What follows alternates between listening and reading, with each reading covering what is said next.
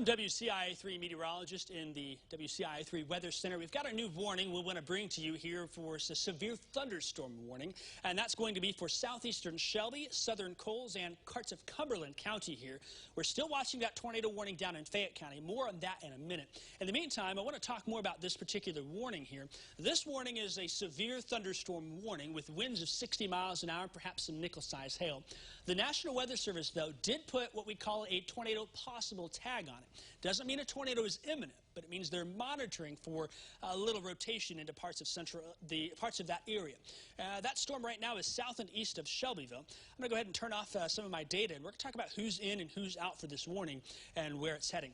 First off, this particular storm is located between Strasburg and Stewardson, and if there's any circulation that's trying to organize near, it'd be near Stewardson, moving off to the north and more east if anything. Downstream, Sigel, Neoga, the Mattoon Lake area, Lake Mattoon that is, Lakeland College is in that warning. You can take Highway 45 south through those areas. Then we move further, Pleasant Grove, even Charleston to the south of town, Timothy and Greenup. Those are some other areas that we'll be watching downstream from this. A tornado not likely at this point with it. But that tag means we're monitoring, and we'll be here watching it very closely as well for folks that are in that area. If you have got folks who are at Charleston or Mattoon and Neoga towards Greenup and points to the east, then maybe send them a text because some gusty winds likely with this. And with that severe thunderstorm warning, of course, you got that alert first on the WCIA3 weather app. Let's jump back to our tornado warning for southern Fayette County. We've been watching this one closely here. Quite an impressive storm now, located just south and east of Mulberry Grove. There's an area of spin on the back side here, and that's moving to the east with a little northward component.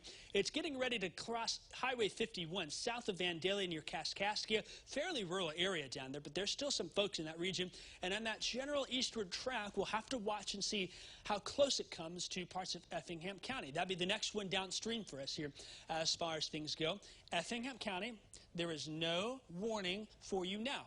If one is issued, we'll be on our digital platforms. We'll send you an alert on the app, and we'll watch things for you as far as it goes. We'll watch this storm still, though, as it's in southeastern Shelby County from Stewardson and Strasburg. There's Highway 32. You take that south, and you can cut into the northwest side of Effingham, where all those restaurants and whatnot are.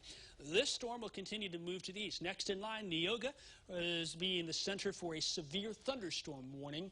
But that tag is something that we'll watch here as far as it goes. Before we wrap up here, I'm going to pull these severe alerts out and talk about the entire area, what we're looking at.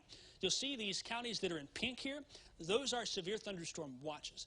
I've mentioned before, I really think Decatur, Taylorville, and Springfield and Jacksonville were done for the night. Probably even Montgomery County.